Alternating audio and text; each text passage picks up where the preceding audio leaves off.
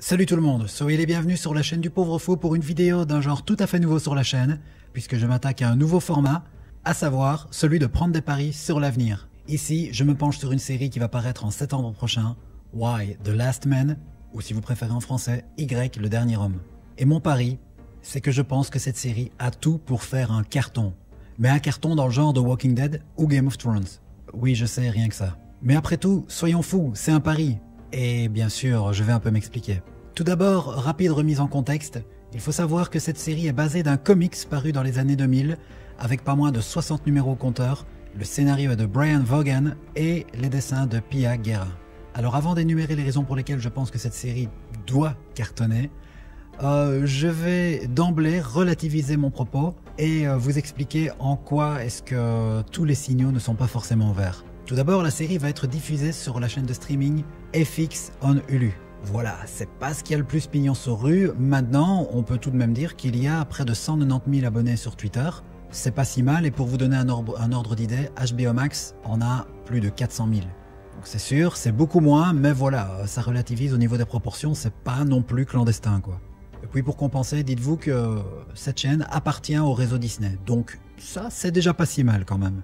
Après, quand on parle de série télé, on a tout de suite envie de se pencher sur le créateur, le showrunner, qui est Elysia Clarke. Alors c'est sûr, elle n'a pas un CV très ronflant, mais après tout, quand on pense à Breaking Bad par exemple, un des piliers en matière de série TV, Vince Gilligan, son créateur, c'était pas une star non plus. Alors c'est sûr, il avait dû réaliser l'un ou l'autre épisode pour X-Files, mais pour le reste, il avait rien fait de transcendant, il était un peu dans l'ombre. Et que dire des frères Duffer, les créateurs de Stranger Things, ils sont vraiment sortis de nulle part et pourtant la série fait le carton qu'on sait. Donc je pense que c'est pas forcément un mauvais présage non plus. Quant au casting, rien de très ronflant non plus, certains acteurs n'ont même pas de page Wikipédia, voilà, ça se pose là.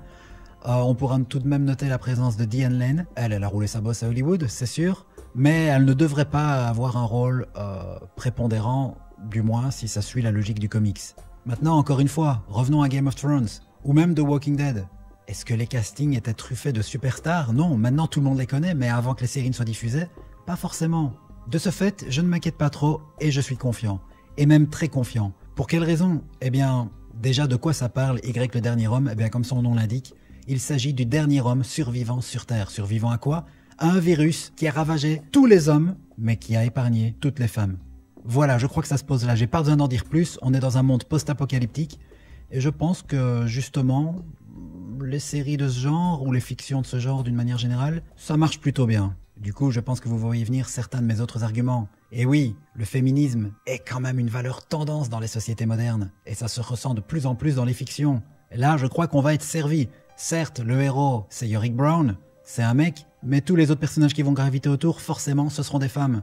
Et elles auront des rôles forcément majeurs. En parlant de rôles majeurs, on va faire plaisir à certaines communautés, ça aussi c'est très tendance. Le mouvement Black Lives Matter va y trouver son compte puisque le sidekick numéro 1 de Yorick est une femme d'origine afro-américaine et en plus, elle est terriblement badass. Quant à l'autre personnage de premier plan de l'histoire, c'est une femme d'origine asiatique, donc au niveau multiculturel, ça se pose là.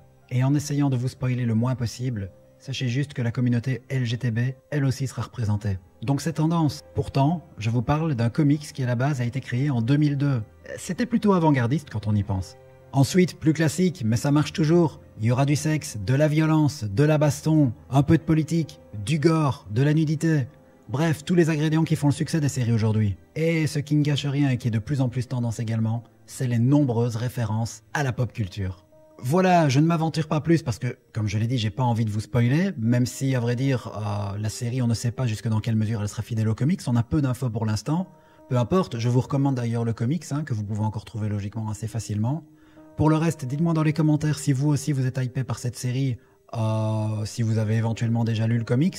Bref, votre avis est toujours le bienvenu, j'en discuterai avec vous avec plaisir. C'était le Pauvre Fou, je vous remercie de m'avoir écouté et je vous dis à très bientôt pour d'autres vidéos. Ciao les amis.